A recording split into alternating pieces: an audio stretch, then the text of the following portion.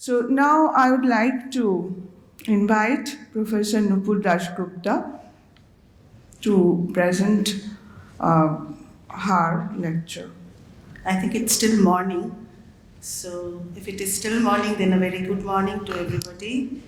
And I begin with the expression of great gratitude and thanks to the organizers of the seminar. My friends are all here, the Society for History of Science, Kolkata, and also the Asiatic Society, Kolkata. The title of my presentation, I'm very sorry, it will be just, it has to be rather nuanced. So the title which is printed, please ignore that. The title is actually Medicinal Plants in the Changing Perspective of Sciences in the context of 19th century Bengal and early 20th century, because I'll be just finishing off at the around the time when the First World War was taking off, because that entire picture changes with that, as my earlier speaker has pointed out. So today's talk is going to focus on the sphere of new colonial sciences and the scientific probes into the medical flora in the context of Bengal in the 19th century. I must admit that two things, because first thing is that why I chose to speak about medical flora is because I'm taking flora and investigations on flora in the colonial times in Bengal in order to see how the investigative modalities had changed through the phases and which had been actually impacted by the developments which were taking place in the different science disciplines. And in fact, we shall find that how new disciplines were emerging in the horizon of Western science in a way. And that is getting reflected in a way on the way in which the scientists or even the amateurs were looking at this medical flora. And especially why medical flora and why not flora in general is because I want to look at the two categories of science disciplines. One which circulates around botany, and the other which actually is associated with medical and pharmaceutical investigations. So just to show you how a simple thing as looking at, trying to find remedial herbal remedies from nature actually kind of gives you a kind of a reflection of the different disciplinary developments. So it's a very simple thing which actually opens the windows to a very great tradition of knowledge that was developing. So throughout the long span of time it starts off from the mid-18th century especially. Actually, it had started earlier from throughout the 18th century, but the point that I want to begin at is the mid-18th century and Carl Linnaeus's magnum opus, Species Plantarum, which was published in 1753, where he seeks out that became the biblical, the source for the future identification and documentation of flora in the domain of sciences. So throughout these, as I told you, throughout this long span of time, the progression of different fields of sciences took place in the Western world, and the impact of these developments were felt in the periphery. And different varied modalities of investigations, varied techniques emerged in the fields of medicine, botany, and chemistry, which impacted the processes of this probe and which also impacted the practitioners.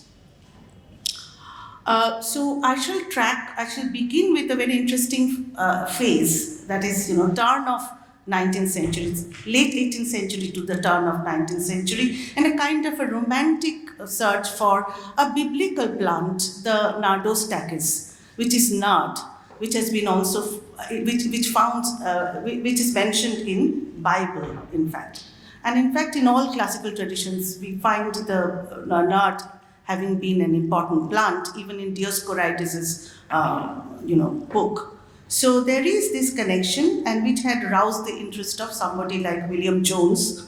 And so we are sitting here So I would like to start with his, venture into looking at the origin and trying to identify the plant, this biblical plant, Nardus stachys. In fact, his search took him to, throughout to look at the species in eastern Bengal, in Nepal and Bihar, and many other notable contemporary enthusiasts had joined in this search. Of course, William Jones passed away, but his mantle fell on William Roxburgh, and then there was this Dr. Gilbert Blaine, who was then the physician to the Prince Regent in the early decades of the 19th century. And then finally, we have the botanist Aylmer Lambert, who was the vice president of the Linnean Society at the time that he was publishing his book. So from 1790s to 1821, we see this early juncture, a preliminary attempt in a way to look at in a scientific way. It was not really very scientific, but then trying to collect samples and trying to analyze the morphology of the plant, and different species were collected from different centers. The local informants gave several names, and it was very difficult to identify the actual Nardus stachys. But the thing is that it culminated with the final identification of the species and its botanical nomenclature being established by David Donne, a noted Scottish botanist, who was working under the supervision of Francis Hamilton Buchanan. But then he produced his book, where now this plant, Nardus stachys, which is also known in our tradition as Jatamanshi, finds its botanical nomenclature. It becomes V. Jatamansi Don. This was in 1825. So we see that how, the initial stage of scientific probe into this kind of medicinal species had begun in the context of Bengal. I would say this Bengal is actually Bengal province and also Nepal. So that is the context. That is another point that, it's very, very, very difficult to kind of confine this kind of histories into one geographical space. Kind of keep us within the boundary of modern state of Bengal or West Bengal. It is definitely not West Bengal. It is definitely the Bengal province of the times. But even then, it would actually spill out beyond Bengal, because there's Nepal, there's Burma, and there's Tibet, which are all connected, because the search for this plant went to all different kinds of places. But the publications, the reportage, and the main discussion platform were often associated with this particular institution and other such institutions. So the 19th century official documentation, of course, this was personal kind of a thing, although the reports were published in the Asiatic Researches. But then the official documentation of indigenous plants began through different surveys undertaken by the company officials. And we have, at least I can give you examples of 3 different personages who undertook such surveys. So the first would be Francis Buchanan Hamilton himself, who actually, he worked in Nepal for a long period of time. He stayed for 14 months in Nepal, and during that time, he had been looking at, the flora of Nepal. And the report that was published actually came posthumously. It was published in 1890. So he reported on certain plants from Kathmandu, sitting in Kathmandu. He was also acting as a physician there. So at this early stage, what we find is that these group of officials were actually dabbling in 2 things. They would come with a specific degree in medicine, but they exhibited a strong interest for botany. We have Roxburgh. William Roxburgh was actually a physician, but then he actually showed a lot of interest in botany, and so he became the director of the botanical garden here. So William Roxburgh is there, Francis Buchanan Hamilton was there, and we also have Nathaniel Wallich, once more a person with a degree in medicine, but then he showed his utmost interest in botany and is now renowned as actually a botanist. And there are several plant species which are named after them, all three of them. So this is the time when we see that the prospecting for plants had taken off in a very big manner, and we see the foundation of the different botanical gardens at Saharanpur, and also in the southern India, in Travancore, and also in Bengal. And the few new kinds of modalities, I wouldn't say actually new, because I'm talking about illustration, botanical paintings, and also the process of documentation and cataloging. Now, these are certainly not new, especially illustration, because we know Van Reed had actually published his book with beautiful illustration of the plants, which had helped Carolus Linnaeus to identify the species of South Asia. So, but these illustrations were rather done more rigorously, and they were documented clearly associated with herbarium. So keeping dried sample for future references along with the illustrations, as well as brief catalogues with now the new botanical names that were being created, nomenclature, and the taxonomy of plants, that was the major tradition that was starting. So these are the technicalities of science, especially the botanical sciences, and that had taken off with these works. Now, one of these, there were several catalogues which were being published by the scientists at that time. I'm talking about only a few. The first is Hortus bengalensis. Now, we all know that William Roxburgh had published different catalogues, especially there was this catalogue of plants from the South Indian, the Coromandel coast. There was also catalogue plants of entire India, flora indica. But what interests me most is the Hortus bengalensis, which came out in 1914 posthumously. It was published under the initiative of William Carey.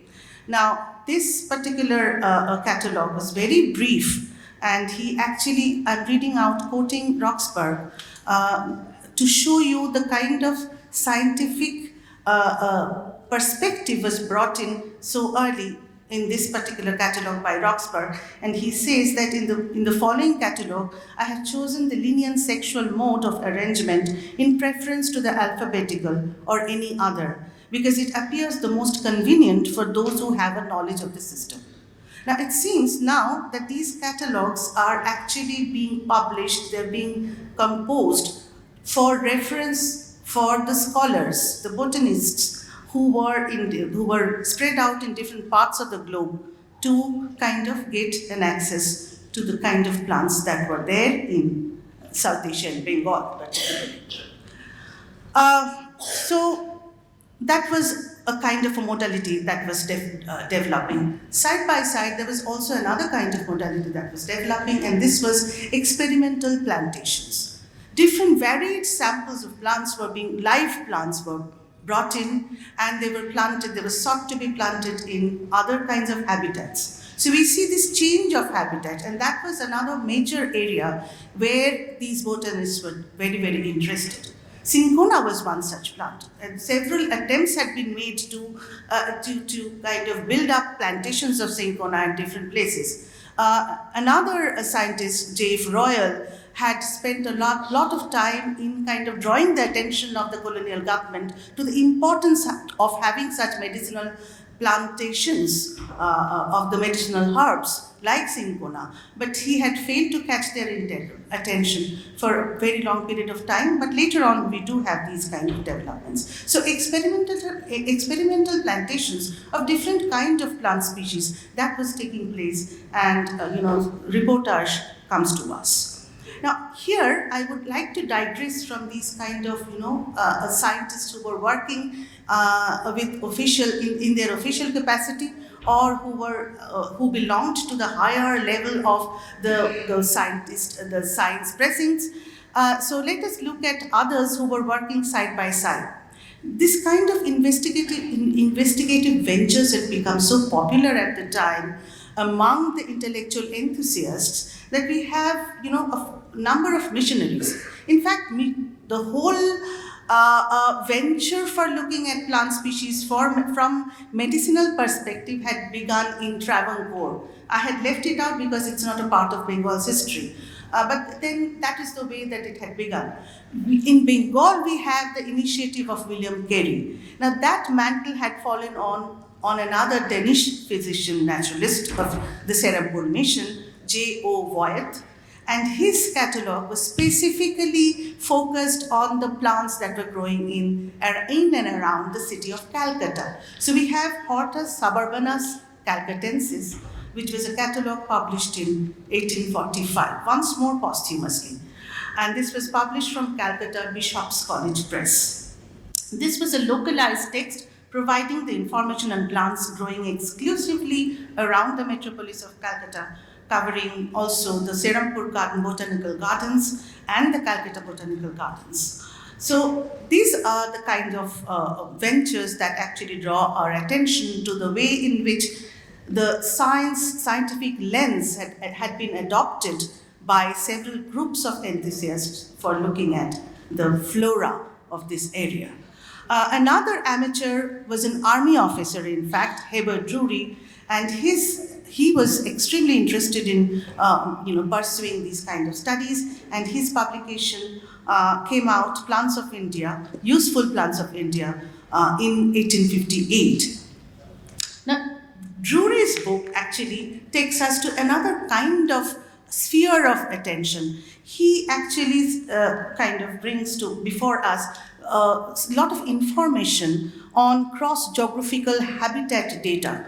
This comes in the wake of this kind of experimental plantations. So that would necessitate definitely a change of habitat. And in fact, that would also necessitate looking at the specific habitat of the original specific habitat of the plants concerned and how they behave in a different habitat. Or if two similar kind of species had existed in two different kinds of habitat. So that kind of reference has been presented to us by Heber Drury, especially taking examples from Bengal on the one hand and Travancore on the other.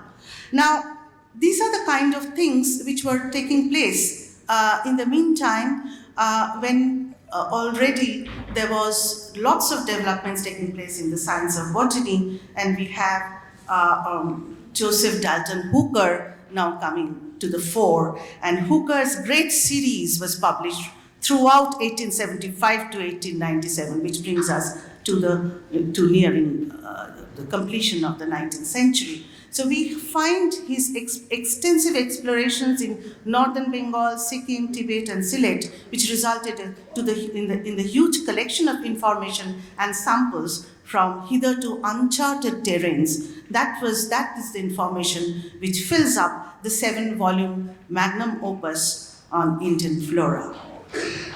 And we also find how there was lots of illustrations were given, and especially he had employed the British artist Walter Hood Fitch, and therefore we have a lot of the focus on plant geography, systematics, and physiology to bear upon the study.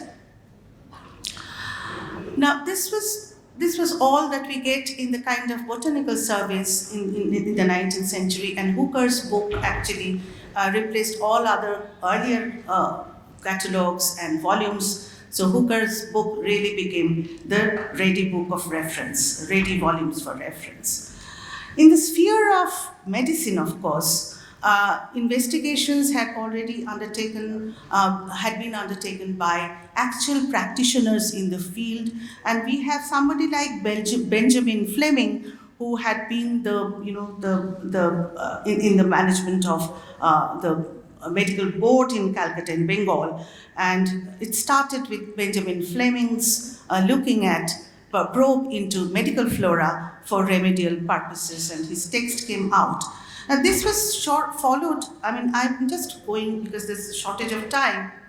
The first landmark phase from the medicinal point of view and pharmaceutical point of view comes with William Brooke O'Shaughnessy. Now this is a personage who put his fingers in several disciplines of science, technology, engineering, electricity, and everything. And along with that, he was the one who introduced the chemical investigations into plant extracts, alkaloids, etc.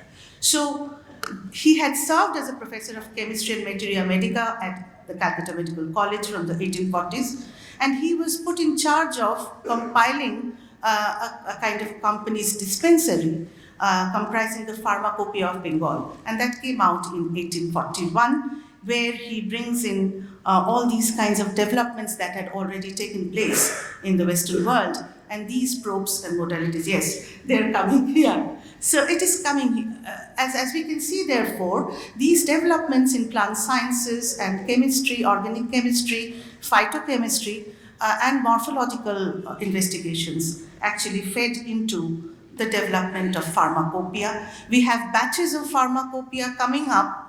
That was due to the fact that, the organization of medical investigations and recognition of official medicinal materia medica had become imperative. It was made imperative through law. And that was happening in Edinburgh, that was happening in London, and there was a demand and there was a necessity to bring up a uniform pharmacopoeia. And we have batches of pharmacopoeia starting with 1868. We have the next around 1878, 1885, then we have 1914, 1916, and then of course from 1930s we have the development of national pharmacopoeia. In between, we have also the publications of the reports of the Indigenous Drugs Committee. Now all these, because they dealt basically with some of these extracts, plant extracts. So they're looking at the plant species from the medical point of view, and the developed pharmaceutical point of view was also necessary. And there was a lot of discarding of different plant species from the official list. And finally, we do have a drawing up of the list. So when we look at the publications now of the indigenous drugs list, we see that this is the volume of investigations and different kinds of practices that have gone behind it. So there was two centuries long a tradition of scientific investigation before we could come to this era. Now I would like to end with what was happening at the turn of the century. In between, we do have certain Bengali medical personages, medical officials like Kanailal De and Uday Chandra Datta, who had also published their works. So basically, at the turn of the 20th century, what we see is that there was a complete new horizon that had opened up, and that would also open up with the First World War, and between the two wars, there would be requirement for coming up with different kinds of medical technologies, medical sciences, and other associated sciences, which would lead to a complete change in the understanding of diseases, and also in manufacturing of synthetic drugs, which actually replace a lot of the actual use of the original plants, etc., in their simple forms. So this kind of continuous histories, search for this kind of continuous histories could lead us to the understanding of the different branches of sciences that developed. And I end with once more with a comment that history of science necessarily, as I said, and also has been spoken of since morning, that science is not detached from society, and in fact science is for facilitating social developments and social requirements. And all through these phases, what the kind of changes that was happening in the scientific probe into the medicinal plants had also stemmed from such social requirements. And from dearth of time, I cannot really speak. I'm sorry for having taken up maybe 5-6 minutes extra. So that is all. Thank you.